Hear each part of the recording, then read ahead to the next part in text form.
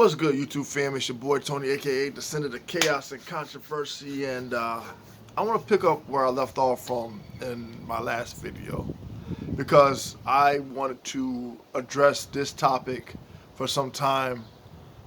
It's not going to be structured, but I have enough to where I feel comfortable with talking about this particular topic.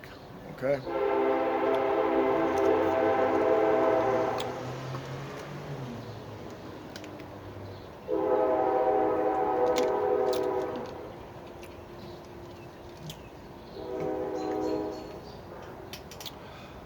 There have been a lot of complaints over time talking about or targeting certain demographics, particular groups, in reference to how the children are undisciplined, out of control, disrespectful, this, that, and everything else. Okay? And bringing up that point, it has validation to it. I wouldn't disagree. Okay? And a lot of people may jump to the conclusion or right off the bat assume that parents don't want to be involved with their kids' lives, allow them to do whatever they want, allow them to, get involved with certain negative elements out in the streets, such as gangs, or getting involved with the drug activity and everything that's all too familiar with pointing out as being problematic. Okay? What they don't talk about or touch upon is what restricts the parents from actually being a parent and disciplining their kids. Okay? Growing up, I know it was a different time.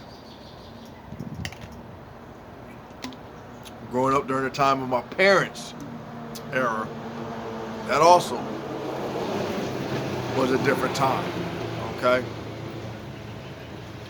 Now, here's where I want people to take notice of something. When you had a structured family foundation, where as it is said that the nuclear family was whole, unified, together, not separated. There was structure. And even if the environment wasn't 100%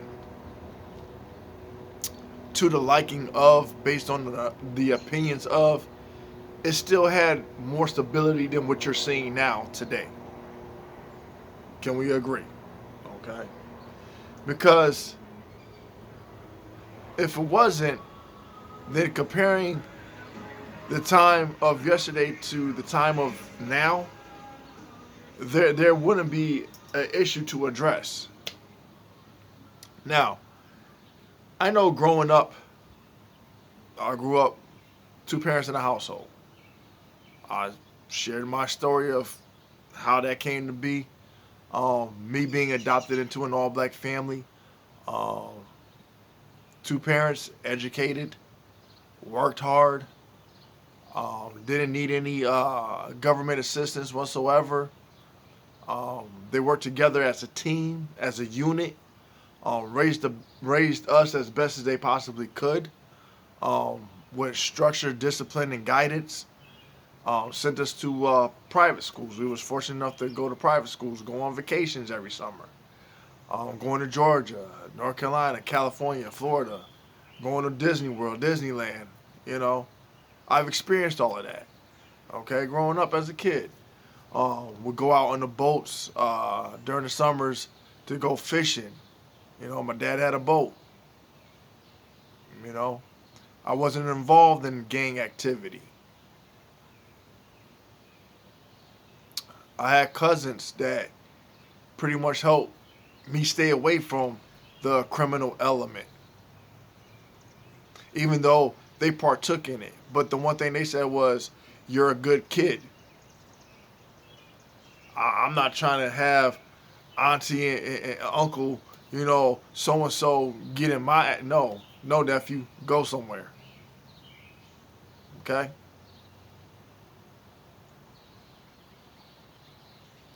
I got my fair share of ass whoopings.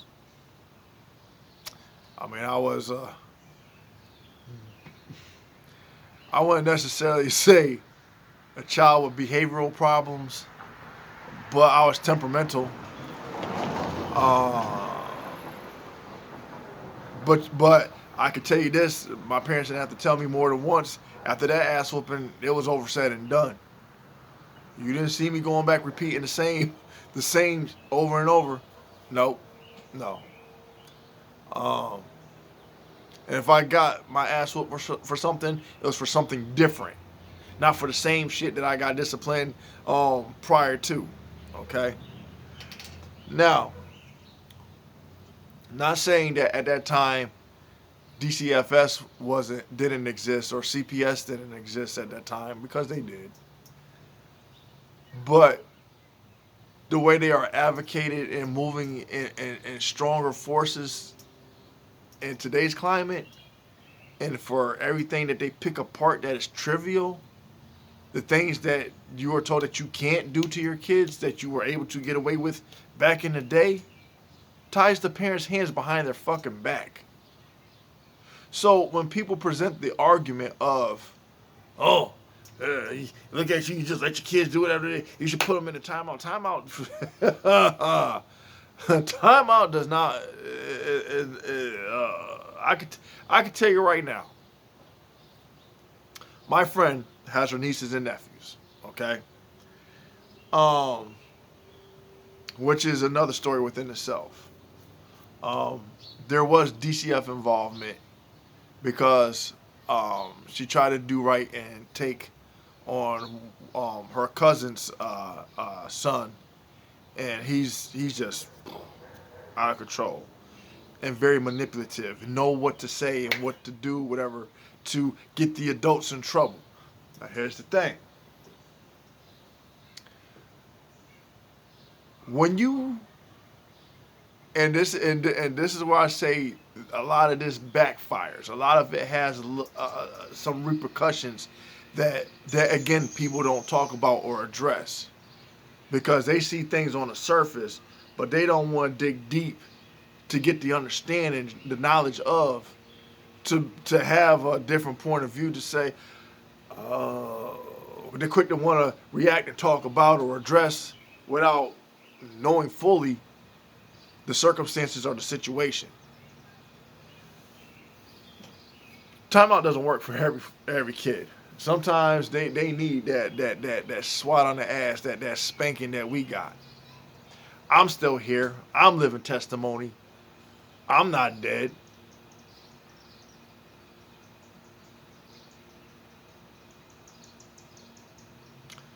My sister's still alive. She's still living. She's not dead. Joined the military. Graduated from college. I worked my whole life. I've done some college. Went to school. Finished. Graduated high school. Didn't care too much for college. I did like a year, and that was it. But I've worked my whole life.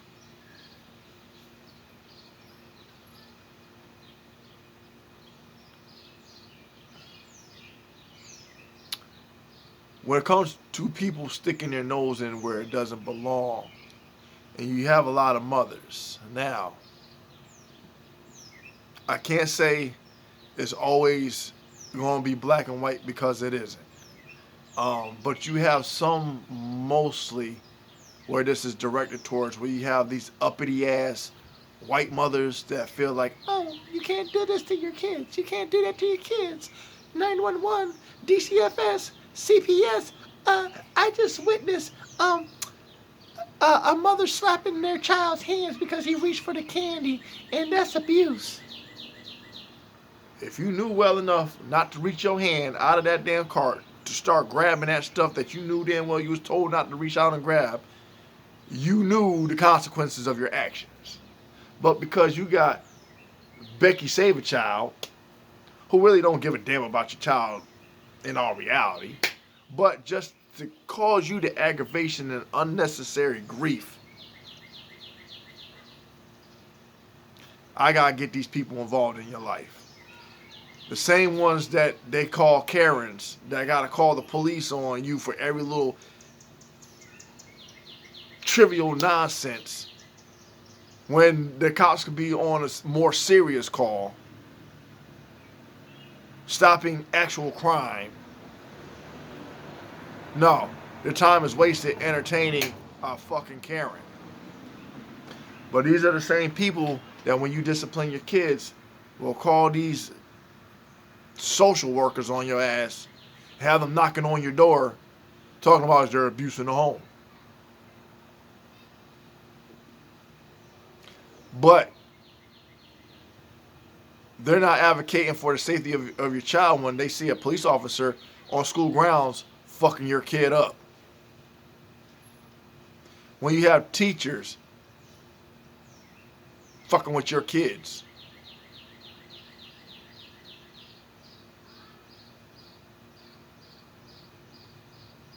But you as a parent, you aren't allowed to discipline your kids. So you face the criticism and the scrutiny and the judgment of people who need to take care of their own shit, but they're steady busy and worried about you. So that's where part of the problem lies. Because parents aren't able to discipline their kids the way I was disciplined, the way my parents are disciplined, because now we got a different atmosphere, a different type of society now that is overly sensitive on every fucking thing.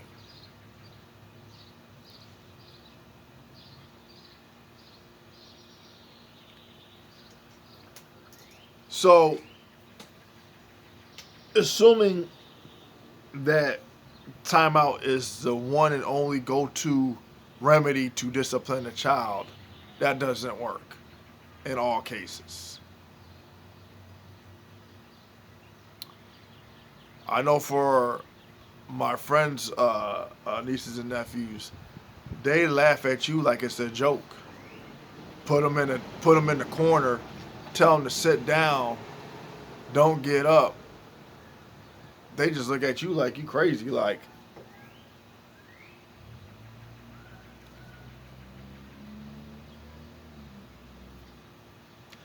And then here's the other thing: when you take the power away from the parents, by how should I say, providing kids with the information so they can weaponize it against their parents. To say, oh, if you touch me, if you hit me, if you spank me, I'm calling the cops. I'm calling Dcfs. My daughter tried that shit with her mom.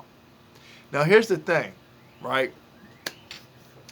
My daughter, who she looks like me, but she also is mixed, right? Her mom's Italian, her mom's white. I've kind of touched upon this story a little bit, but I'll give you a perfect example. When my daughter was with me, it was nothing but respect. Yes, dad. No, dad. Whatever. Okay? Now, her mom grew up in Hebron, which is adjacent to Colchester. She didn't grow up in the hood. She didn't grow up in the ghetto. She didn't grow up with, like I said, it was like, if you've ever seen the movie Pleasantville, that's basically what Colchester and Hebron was like. But you had a lot of these kids that, since they didn't grow up in the city, they was intrigued by anybody that came from the city and wanted to get to know, And she was that type of person, okay? Now, her dad worked a good job. Her mom ran a daycare. This white family, and they adopted her brother from El Salvador. But he's another individual that was a case study that I'm Save that for a different topic of discussion. Now, my my daughter's mom and I didn't get along because, like I said, she didn't know how to be respectful. Anytime there was an issue, she wanted to like address somebody, calling them a nigger and all this other stuff, right? So okay, and then she didn't know how to stay faithful. That was another problem. Okay, so we split. Now, where I went wrong, I should have been more involved with my daughter. But being that I had to fight the mom, and the mom would weaponize my daughter against me and talking about, oh, well, you know, you can't see your daughter on this, and that. Paying child support and all that stuff, and still there were stipulations on how, when and where, and how I could see my daughter. You know? And this is where it goes to, like, where fathers that generally want to be involved with their kids, and being in their kids' lives, they got to go against these self-entitled moms that are just utter bitches, just put it out there. Okay, my way or the highway, you know. But as it so happens, karma's a motherfucker. Shit comes full circle. So when they say kids grow up imitating their parents and what they see, my daughter grew up imitating her mom and what she saw. Okay? So, highlighting this particular incident, I don't condone kids hitting their parents at all. Laying hands on, that's a no-no for me. And my daughter tried threatening that shit with me when she got older, and I had to check her ass. Okay? Mom, on the other hand, my daughter is like, she can fight. Like, but where she grew up in the bad elements. Okay? Her mom married this individual that isn't of great influence. He is part of the bad element. Okay? So, when you have these examples as role models, what do you think the outcome is going to be as far as how the child is going to turn out? Okay? And I tried many a times to have my daughter come stay with me, but that was just, that being that child support killed me and I can only afford so much at the time, whatever, I was in survival mode. Okay? So, it came down to where my daughter and her mom got into a fight. Cops are called. Now, mind you, my daughter's mixed. She's more mixed than I am, okay? But she looks identical to me. She's same complexion. Obviously, she ain't bald, but whatever. I would say my daughter's beautiful, okay? Her attitude, just ratchet. She's the stereotype of what I didn't want her to turn out to be. But thanks to her mom, got into a fight with her mom. And beat the brakes off of her mom. Cops are called. Now here's the funny thing. She turns around and tells the cop, my mom this white bitch. And the cop turned around and said to my daughter, okay, but if she's your mom and she's white, what does that make you?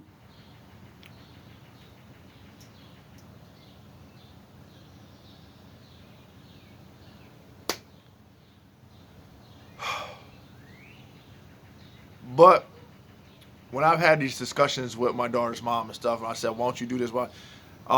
She was told that I can't do this because then she would turn around and call the cops on me, and if she ended up with a mark, I would go to jail and stuff, and then who's left to watch her brothers and her sisters and your grandkids?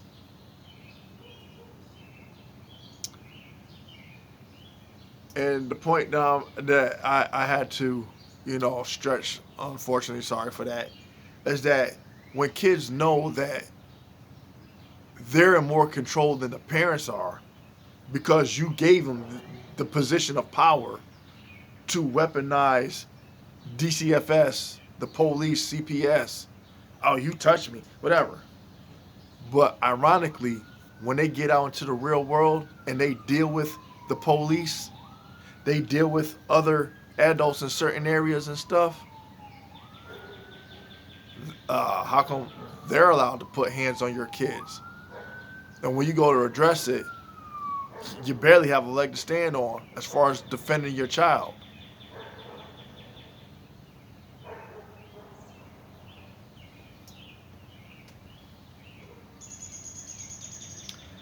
I'm just saying. I'm just saying. And that's where the problem lies. Now I know there's other factors that you could throw into the equation and say, well, okay, well the nuclear household has been broken up. Granted, ain't nobody really want to be married. They just want to be in relationships for however long that lasts, and then they want to move on until they're like unattractive and don't got nothing going for them, whatever the case may be.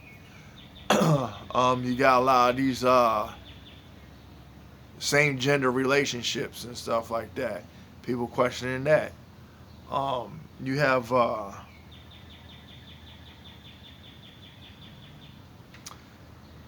lot of these government programs that advocate for the absence of the father, and this has been touched upon. Like, I don't think anybody, no matter like what your standpoint is, that have a channel, would disagree with that argument at all. I don't think when it comes to Ricky Manor, me, um, Mario J, Brandon Tatum, or Candace Owens, or whoever, Amazing Lucas, when it comes to that argument, I think we are all on the same page when it comes to that. You will find no disagreements when it comes to that. The fatherless homes um, does play a factor into that to some extent, because you do have some diehard mothers that they don't play no games. But there also needs to be a male figure, a male role model, a male influence, especially if there's sons in the homes, to be a role model, to be someone to have that child look up um, to help guide them. If anybody seen Boys in the Hood, right? When you saw Angela Bassett's character take Trey and bring him to his father, who was played by Lawrence Fishburne. Um, and the reason why I brought that up is because my parents made me sit down and watch that at a young age. They had me sit down and watch that and say, you know what? I want you to see this movie because I want you to see what happens if you decide to try to entertain the gang activity and stuff, and the outcome of that scenario, what that looks like. So,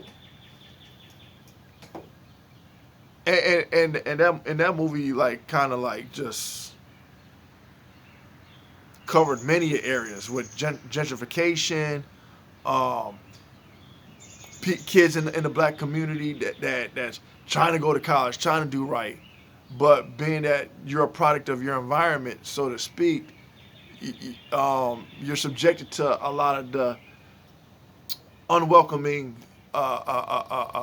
elements that affect you directly or indirectly. Okay, you had Ricky that had a promising shot at a football scholarship. Trey, who basically was the main character, um, he wasn't a bad person. He was educated. Him and Ricky were both friends. Ricky's brother, played by Ice Cube, Doughboy, of course, he entertained that. It opened up like pretty much when they got older, after like they got caught like robbing the store or whatever the case when they were kids and stuff, to them getting out of prison. You know, the officer that couldn't stand black people, right? They had that character in there that confronted Trey when he was older, thinking he was part of the thugs and stuff. Because when you can't decipher who's a criminal and who's an actual good, you know, kid, that's a problem. And this was years ago that this movie came out. Still has relevance to what's going on today. Higher Learning, another movie that has relevance to what's going on today. Some movies that were made back then were ahead of its time. American History X, another good movie. Crash, another good movie. And sometimes art imitates life, life imitates art. Crazy. But I guess in conclusion, you can't look at a situation and think that the answer or the reasoning behind falls solely or based upon one idea or one concept or one conclusion drawn, because it's not as cut and dry as everybody might want to accept it as what it is or for what it's worth at face value. It's just not that convenient. I'm sorry. It just isn't. There are parents that do struggle financially, and unfortunately, they can't afford daycare. Daycare is like ridiculous. For one child, that's damn near a person's whole paycheck when it was all said and done. And not many people have the luxury of leaving their kids with relatives, because we all know how the relatives and how the family has been basically withering away and disintegrating. And if you're fortunate enough to, again, like I said before as an example, where if the father's at home until the mother gets off of work or vice versa, and it's able to work out that way, or if the parents have to work multiple jobs. I mean, again, we are in a different society today than what it was back then. I stated before, it used to be where you could have the mother stay at home, watch the kids, raise the kids, and the father go off to work, come home, hey, daddy, whatever, dinner was served. You know, the father was able to pay that house mortgage, pay that car note and the insurance, have health insurance for the family, provide food, pay for the utilities, anything that the kids needed for school, save up for a college education. You know, now paycheck to paycheck to paycheck to paycheck. Most of us don't even own homes. Most are living in apartments with rent that's equivalent, or if not more than what a mortgage payment is.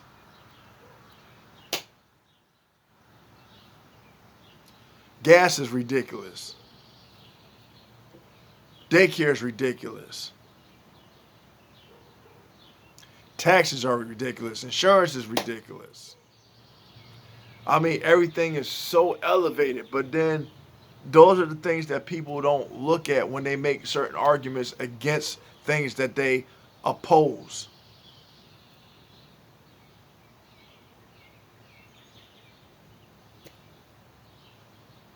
And then you gotta look at what's influencing these kids.